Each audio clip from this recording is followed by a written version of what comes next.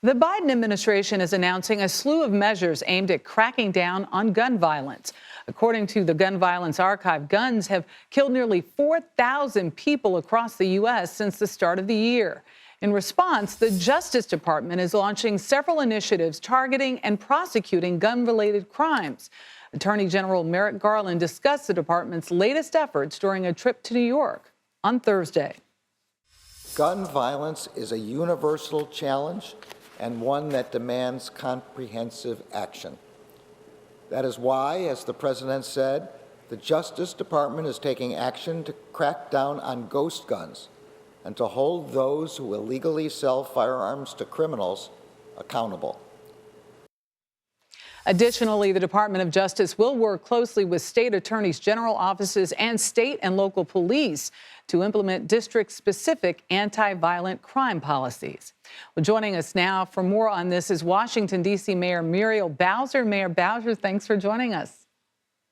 Thank you, Michelle. Thank you for having me. Well, what's your opinion of this new initiative to crack down on ghost guns specifically and gun violence across the country? Well, we've seen a proliferation of ghost guns in our city. They're untraceable. They provide easier access, but we're concerned about all illegal guns, Michelle. We're grateful to have the president's attention on this. In Washington, D.C., we have a special relationship with the federal government because the United States Attorney for the district prosecutes all our crimes. So taking gun crimes very seriously and making sure that there's certain accountability for people who carry and use guns is going to be very important to making cities safer. Is there something the administration isn't doing that you'd like to see being done? Well, one thing, and it may not seem like the most likely thing that I point to, but getting open is going to be very important to how safe our cities are. So the federal government has a big footprint in Washington, D.C. We'd like to see federal workers back downtown, on our trains, in restaurants, and getting our economy back to normal is going to be a big part of how safe that we are. And that's especially important in Washington, D.C.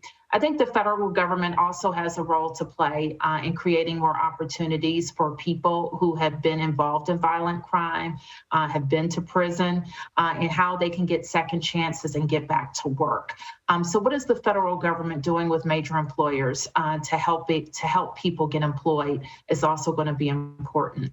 We'll look for them. I'm happy to hear that the president say that he wants to support local police departments, and there may be a time where we look for additional funding so that we can get our ranks back to where they need to be. In Washington, we've been on a path until recently to get to 4,000 police officers, which is what I think we need to support public safety in the nation's capital. I know back in the 90s, there was a real push to have a public, both federal, state, and local initiative or initiatives to battle crime on the streets. Do you see a relationship like that being forged? We actually have a great relationship with our federal partners. For example, we work with the ATF regularly on how we're getting to people who are dealing with guns. That's important. We had a big arrest in D.C. In conjunction with the DEA with some very lethal fentanyl that was on our streets. So that's important. And we are going to not only work with the feds, but we announced this week an additional partnership with our local Maryland county. Because quite frankly, what we've seen, Michelle, is an increase with carjackings involving juveniles. And we've called on every part of our ecosystem. And let's face it, our whole public safety ecosystem has been upended by COVID. Trials not happening, jails reducing their populations, probation agencies not meeting in person, you name it, it has been affected by COVID. So that's why I've emphasized all of those those agencies have to get open, have to get back to in-person activities. And we have to have a real focus on our juveniles. We, of course, want to rehabilitate young people, but when we have seen in Washington, D.C. and nearby Prince George's County, Maryland, a 2-to-1 increase in who's committing carjackings and the number of those carjackings going up, we know that we have to send a message to our young people. You have to be in school, you have to be productive, but if you use a gun in a carjacking, there are real and certain consequences. Yeah, there are price tags for that too, and I know that the Justice Department provided over $37 million in grants funding community violence intervention just last year. The Attorney General says he's working to expand that funding this year. So how has that money been used in your district? Are you seeking more? And I know a lot has been made about the president's visit here with the new mayor of New York City. Wondering if you've had a chance to sit down with him as he did with Eric Adams. We actually, a few months ago, were at the White House, and it was then Mayor-elect Adams who joined a number of mayors in meeting with the president to talk about violence intervention and public safety in general.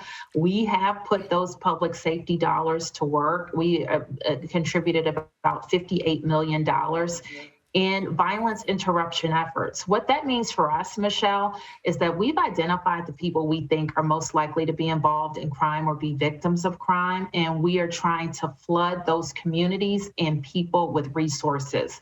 Hopefully, we can stop it and we can prevent that crime. So public safety is more than law enforcement. It also involves all of our human services agencies, our employment services agencies, and it involves the community. And we all have to step up to keep our community safe. All right. Washington, D.C. Mayor Muriel Bowser, we thank you for joining us. Thank you. See you on the other end.